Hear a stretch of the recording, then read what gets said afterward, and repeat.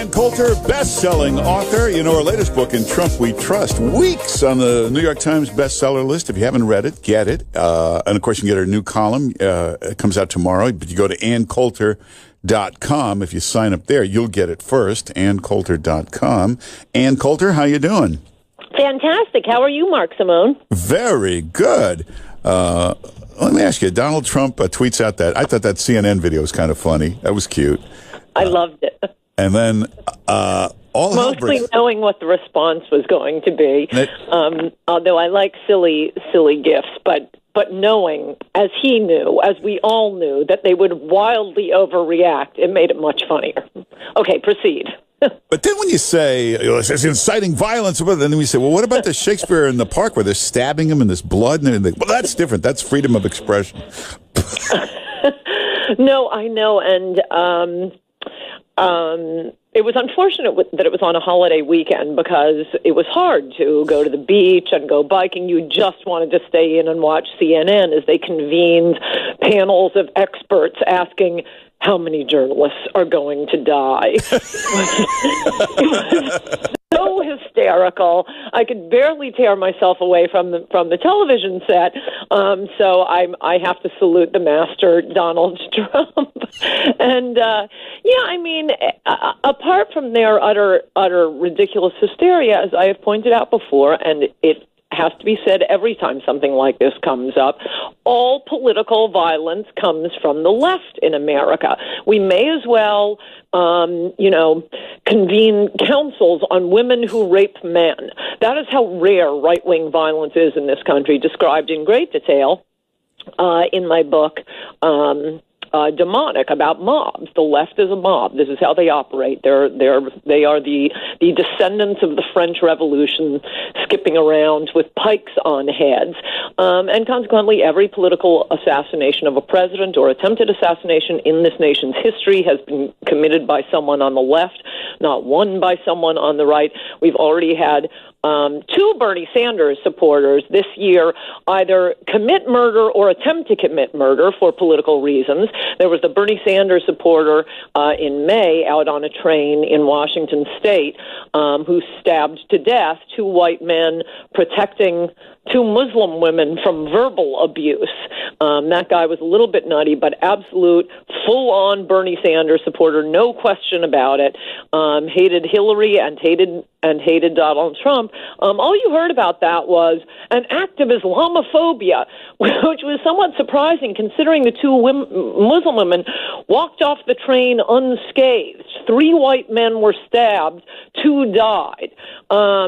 Okay, that was the May Sanders supporters murder. And then, of course, last month you had the Sanders supporters shooting up the baseball field of Republican leadership and Republicans from Congress. These are just the recent ones. The day that CNN was hysterically talking about all the terror they've come under, a Trump supporter in Philadelphia was hospitalized at a pro-Trump rally in honor of 4th of July. Just a man standing there with a Trump sign, beaten up so much he's hospitalized. I mean, with this constant violence from the left against conservatives, as I say, in the nation's history, political violence doesn't come from the right, besides the fact that this was a funny GIF. The great thing is now CNN, I assume you've got your listeners up. It's really ruined my sleeping patterns this weekend. It's been so much fun. I get in late last night. It turns out the CNN, were you on Twitter last night? It was the most fun hour. CNN has tracked down the original creator of that GIF, the silly GIF of, and it's not even a person. Oh, for Pete's sake, it's the CNN person that Trump is beating up on the GIF. It's just his face is a box with his CNN logo. It's a cartoon from WWE. in any event, CNN tracks down this anonymous private individual who originally created the GIF, goes through his social media profile, as the kids say, threatening to dox him, which is to say produce all of his oeuvre online and perhaps other documents that would bring him into public humiliation and ridicule. He has to call the CNN reporter up, apologize, say he agrees with everything the CNN reporter says, promises never to post anything again, eliminates his account on Reddit, and CNN issues an announcement that all of this has happened, saying, but we reserve the right to publish his identity if he recants on his apology. This is, as weirdly enough, Julian Assange pointed out on Twitter. He posted the New York State law on this. This is a crime, what CNN has done against a private citizen. And so now Twitter is reacting, and I strongly encourage this, and anyone who's capable of creating a GIF and is listening right now, I beg you to keep creating GIFs from Worldwide Wrestling hockey with Trump beating up the CNN logo head. Wow. Hey, also, when they did the Shakespeare in the Park stabbing Trump, and it was a graphic version with blood and everything, CNN anchor Fareed Zakaria called it a masterpiece.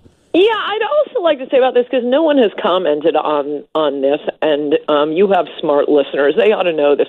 What I find really weirdest about the Julius Caesar play in the park is that these are all the fancy New York people always sneering at Walmart shoppers and the ignorant Trump voters.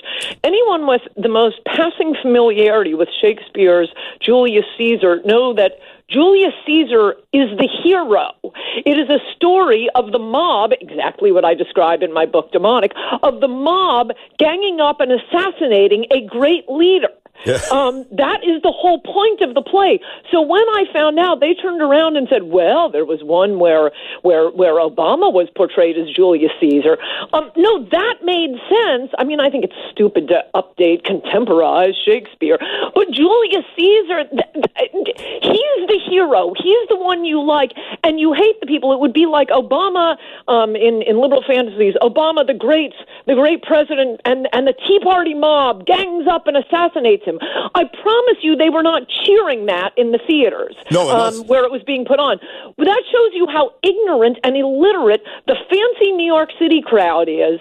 You know, money does not buy culture or IQ, and they're all in Central Park cheering and laughing when the hero of the piece is being assassinated by a mob. They don't even know their Shakespeare. It's pathetic. Also, the Obama one, it was just kind of a cardboard knife, and he did the motion of falling. In this Trump one, it's a real knife. There's blood all over the place. And it goes on and on and on with the crowd laughing and cheering. They're utter ignoramuses. Hey, the other thing is about the tweet, the CNN tweet.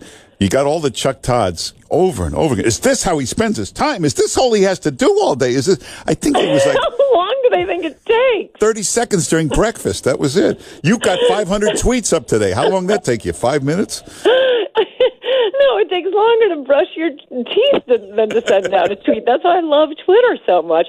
I also this hysteria over the horrible thing that the guy who created the GIF. I think he was the one who was supposed to have done this. He sent out a picture of all these CNN people listing all of the Jews who work at CNN. And there were like 200 of them. And I got to tell you, it was an arresting photo. Mostly because, you know, the media are the ones who are insisting. I'm sorry, every local newscast has got to have one Asian, one Hispanic, one black. Soon it's going to be one Muslim. These people are so obsessed with, it's all a white man in Trump's cabinet. Wait, but somebody can't point out that you have a kind of a disproportionate number of Jews working at your network. I mean, just the hypocrisy of this is stunning. Hey, let me ask you one more thing. Putin and Trump are supposed to meet this Friday. Now, obviously, the media will want to tell you afterwards, it was a disaster. They didn't hit it off. They didn't like it. But they just told us for a year they're best friends. They're colluding. Oh, that's a good point. I mean, this was one of the policies Trump was elected on.